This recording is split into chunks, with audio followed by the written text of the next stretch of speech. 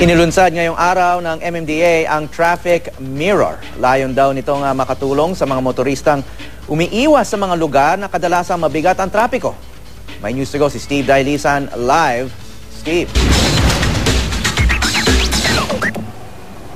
Howie, real-time video at pinakasariwang traffic information, yan daw ang hatid ng Traffic Mirror na ilulunsad ng MMDA ngayong araw. Simula ngayong araw, Howie, ay makikita na yung kaganapan sa loob ng siyam na mga closed-circuit TV cameras ng MMDA na nakaposisyon sa iba't ibang bahagi ng Metro Manila. Dito makikita yung kuha mula sa EDSA, sa C5 Road at sa Commonwealth na siyang itinuturing na critical areas. Kailangan lang mag-log on ng mga motorista sa mmda.nowplanet.tv.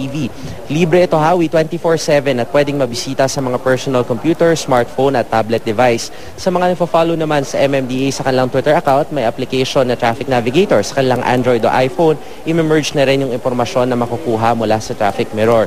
Magsisilbi raw itong salamin ng Metro Manila ayon kay MMDA Chairman Francis Tolentino na magagamit rin lalo't nalalapit na namang pumasok yung panahon ng tag-ulan. Yung makikita nyo, Howie, na LED screens sa kalsada, partikular halimbawa sa EDSA, yung impormasyon na magagaling dyan sa Traffic Mirror ay i-merge na rin doon para nang sa gayon mabigyan ng pinaka-latest traffic situation yung mga motorista bago pa man sila bumabiyahe at sa kanila mismong pagbiyahe sa kalsada. Paglilinaw ng MMDA, hindi ito yung pinakasolusyon sa napakalaking problema sa trapiko sa Metro Manila, pero malaki raw ang maitutulong nito para I am ready ang mga motorista bago at habang sila ay bumabiyahe sa kalsada. Yan muna ang latest mula pa rin dito sa MMDA Metro Base. Balik sa iyo, Howie. Yeah.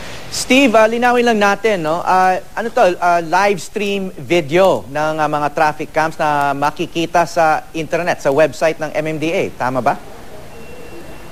Tama ka dyan, Howie. Gaya halimbawa dito sa aking likuran, yung mismong kanilang nowplanet.com. Pag binisita mo yan, ay makikita mo na yung pinaka-latest, yung real-time na traffic situation sa siyam na CCTV cameras ng MMDA na nakalink sa website na yan. So bago ka pa man bumiyahe, halimbawa pupunta ka sa area ng EDSA, dadaan ka, makikita, pwede mo nang bisitahin yan para malaman mo kung ano yung traffic situation dyan. O kung ikaw ay nasa kalsada at hihinto ka syempre dahil hindi mo naman pwedeng gamitin yung iyong telepono habang nagmamaneho, makikita mo na at mapoproject mo na most likely kung ano yung dapat mong asahan sa kalsada na iyong babiyahihan, Howie. So itong siyam na points ay sa EDSA at Commonwealth lamang?